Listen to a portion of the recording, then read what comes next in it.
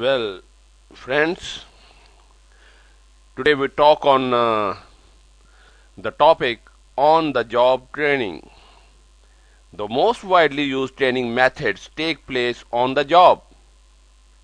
The popularity of these methods can be attributed to their simplicity and the impression that they are less costly to operate. On the job training places the employees in actual work situations and makes them appear to be immediately productive. It is learning by doing. For jobs that either are difficult to simulate or can be learned quickly by watching and doing, on the job training makes sense. Just the same, one of the drawbacks of on the job training can be low productivity while the employees develop their skills. Another drawback can be the errors made by the trainees while they learn. However, when the potential problems trainees can create are minimal, while training facilities and staffs are limited or costly, or where it is desirable for the workers to learn the job under normal working conditions, the benefits of on-the-job training frequently offset the drawbacks. There are commonly two types of on-the-job training, and they are apprenticeship programs and instruction training. People seeking to enter skilled trades, that is, to become, for example, heating or air conditioning or ventilation technicians, plumbers, or electricians, they are often required to undergo apprenticeship training before they are elevated to master mechanic status.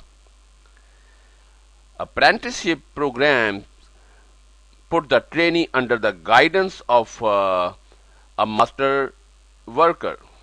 The argument for apprenticeship programs is that the required job knowledge and skills are so complex as to rule out anything less than a period of time where the trainee studies a skilled master. During the World War II, a systematic approach to on-the-job training was developed to prepare supervisors to train employees. This approach was called job instruction training. Job instruction training proved highly effective and became extremely popular. Job instruction training consists of four basic steps. Number one, preparing the trainees by telling them about the job and overcoming their uncertainties.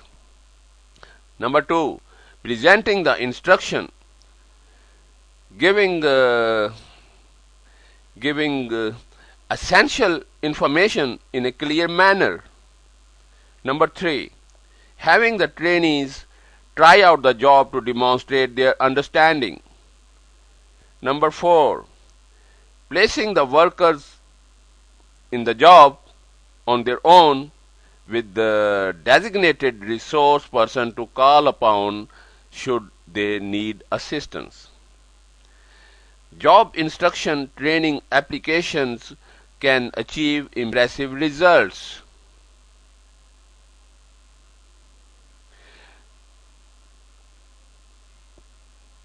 My website is up and running and can be logged at www.asifjmeer.com. Have a look.